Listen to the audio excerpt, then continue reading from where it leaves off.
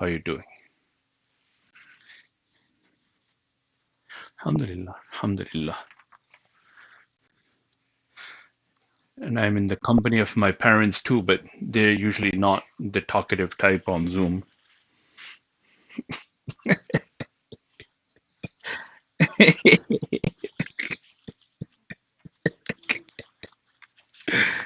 Inshallah, inshallah. Alhamdulillah.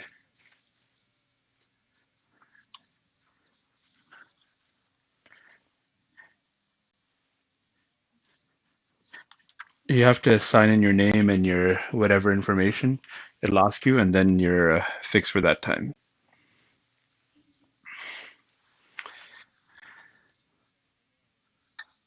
Okay, inshallah, inshallah.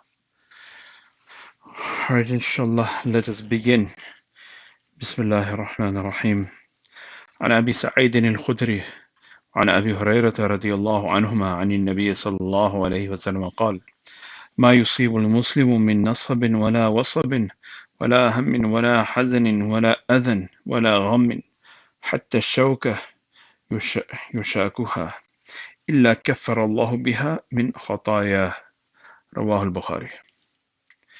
Abu Sa'id al-Khudri radiallahu anhu and Abu Hurairah radiallahu anhu narrate that Nabi sallallahu alayhi wasallam said, whenever a Muslim faces fatigue, illness, worry, grief, hurt, or sorrow, even gets pricked by a thorn, Allah in lieu of his sufferings removes his sins. Abu Sa'id al-Khudri and Abu Hurairah radiallahu anhuma narrate that Nabi sallallahu alayhi wasallam said, whenever a Muslim faces fatigue, illness, worry, grief, hurt, and sorrow, even to the extent of getting pricked by a thorn, Allah in lieu of his sufferings removes his sins.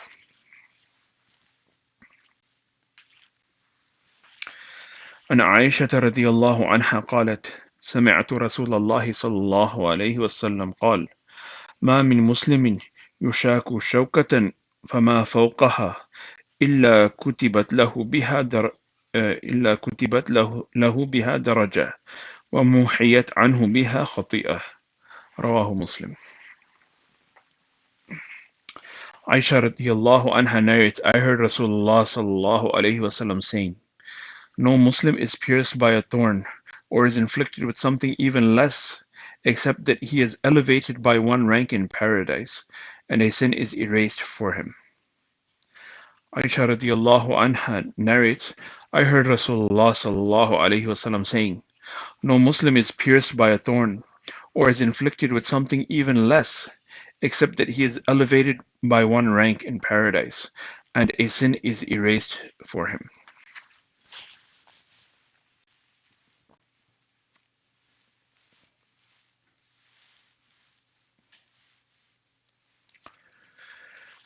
عن أبي هريرة رضي الله عنه قال: قال رسول الله صلى الله عليه وسلم: ما يزال البلاء بالمؤمن والمؤمنة في نفسه وولده وماله حتى يلقى الله وما عليه خطيئة. رواه الترمذي.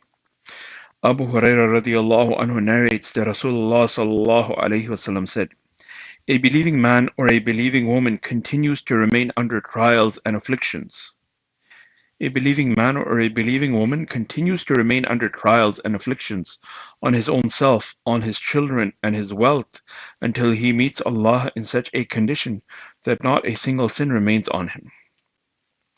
Abu Hurairah radiallahu anhu narrates that Rasulullah sallallahu alayhi wasallam said, a believing man or a believing woman continues to remain under trials and afflictions on his own self, on his children, and his wealth, until he meets Allah in such a condition that not a single sin remains on him. So from these hadiths, this is a message of hope for us. This is something that if a person keeps in mind, that any hardship that he is going through, he is being rewarded for it. He is being rewarded for it. Allah is removing part of his burden from him. And the burden of the akhirah is much greater than the burden of this world. This is why Sahaba radiallahu anhum, sometimes they made mistakes. They made mistakes which required, you know, a punishment in this world. And they gladly took it because they knew that they were saving themselves from the hardships of the hereafter. And this is something we have to keep in mind, that justice will not always be done in this world.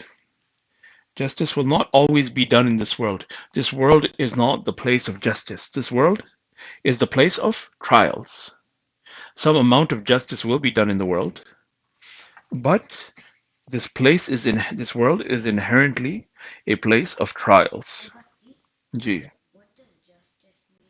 Justice means that if someone did bad to you, if someone took 5 candies from you, then you can take 5 candies from him. That is justice. समझ गए?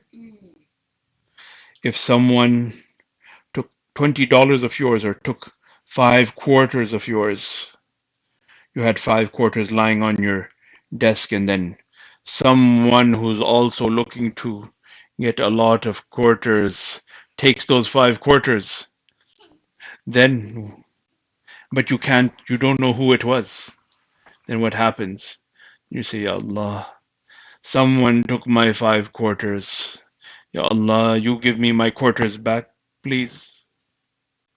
Now, once you get those five, if so, now say that I saw someone taking those 5 quarters, and I say, hey, why did you take Yusuf's 5 quarters? So now I take them and I put them back, give them back to you. That is justice. समझ गए? So when sometimes I will not see who took the 5 quarters, I will say, I don't know. I don't know who took your 5 quarters. Then you say, Ya Allah, someone took my 5 quarters. I want, if you will not give me my 5 quarters back here, you give it to me in Jannah. You take it from whoever took it from me in this world, and you give it to me in Jannah. Now it's not going to be just 5 quarters in Jannah. It's going to be 5 huge, huge things in Jannah. Gee. Now it's not going to be small in Jannah. It will be very big. So real justice will be done in Akhirah. समझ गए? जी. What is really big that you want in Jannah? A big trampoline to bounce on. So Khadija wants a big trampoline to bounce on. So Allah will all complete justice will be done in the Akhirah. This world is not a place of justice, it is a place of trials. Yes, some amount of justice is done here, but really it is a place inherently for trials. So if a person goes in and he remains in this world with that understanding, then he will not feel bad that justice is not being done here, because it can be done to the extent of the one who has to pass it. And like I was giving the example to Yusuf, that if I did not see who took his 5 quarters, then I cannot start guessing that, oh, it was this one or it was that one. I cannot guess. I have to have conclusive evidence to say that I saw it was that one who's been hunting for the 5 quarters. Then I can say it. Gee.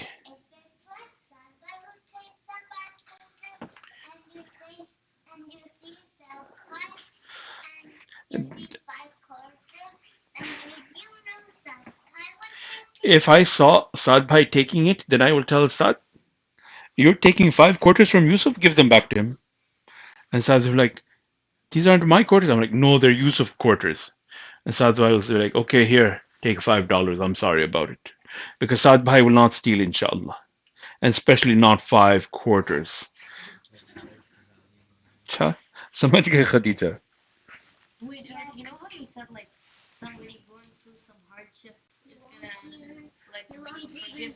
Ji. Does depression count? Yes, depression will also be some type of hardship. Yeah, that's what it said. That a believing man will remain under trials and afflictions on his own self and his children and his wealth. And then in the other hadith it says, faces fatigue, illness, worry, grief, hurt, and sorrow. So whatever a person is going through, Allah is rewarding them for it. Allah is giving them, huh?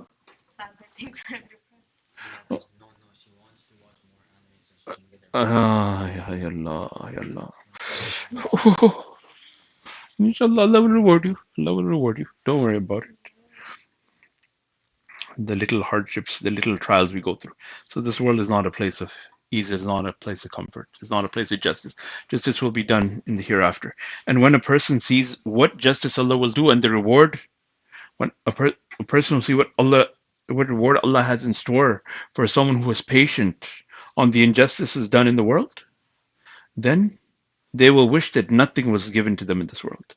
When they see, for example, what du'as they made, they'll say, Ya Allah, I want my 5 quarters back. Yusuf will make dua, Ya Allah, give me my quarters back. Ya Allah, give me my quarters back. But Allah did not give him his quarters back.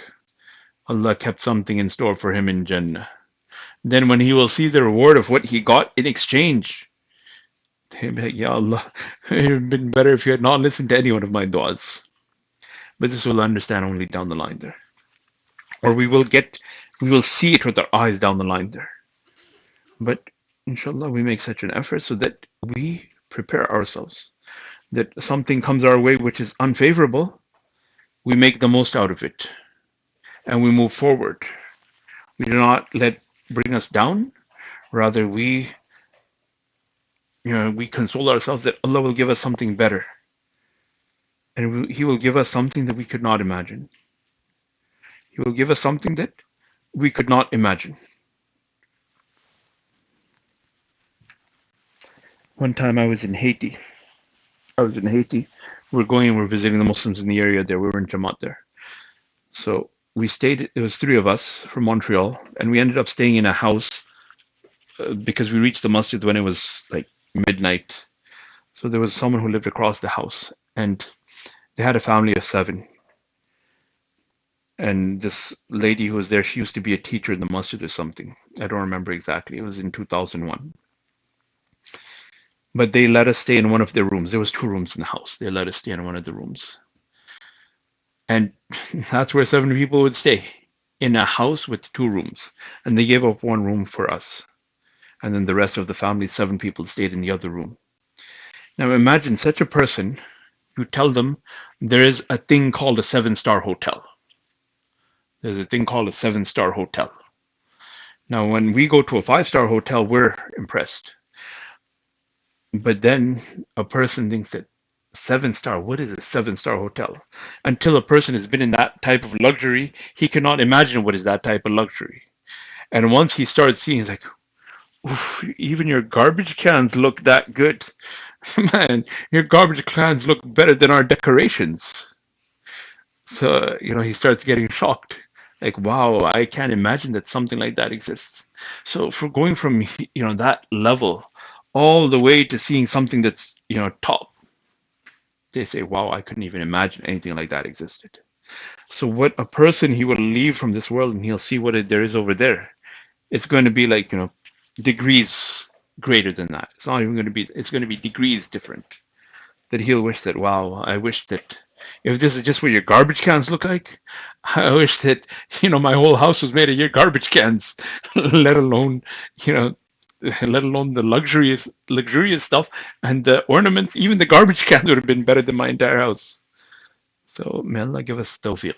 When we feel down or when there is anything that's bothering us, then we should bring ourselves back to this, that whatever it is, Asiya brought up a good point, that it can be something physical, but it can just be a worry, it can be a sorrow. My father doesn't let me watch certain things that I want to watch. What, maybe, whatever it might be. And this is a cause of sorrow. It's a cause of, a bit of, worry, grief. So, even for that, Allah will give us these same rewards. So we console ourselves with that. So there is no bad situation for us. There's no loss for us. This is all a chance for us to get nearer and to get nearer to Allah. May Allah give us the realization when we're going through these hard times, and may Allah give us the yaqeen to keep this in front of us throughout our lives and to give us a high position in Jannah. سبحان الله وبحمده سبحانك الله وبحمدك نشهد أن لا إله إلا أنت نستغفرك ونتوب إليك سبحان ربك رب العزة عما يصفون والسلام على المرسلين والحمد لله رب العالمين. Gee, what does yaqeen mean? Yaqeen means to be sure about it. Assalamu alaikum.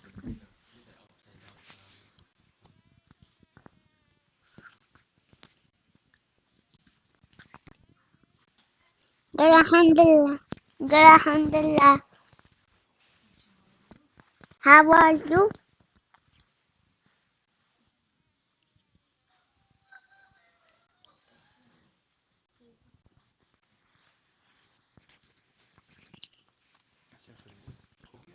Mm-hmm.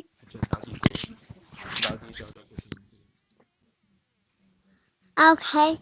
Could I say salam to Daddy and Dada?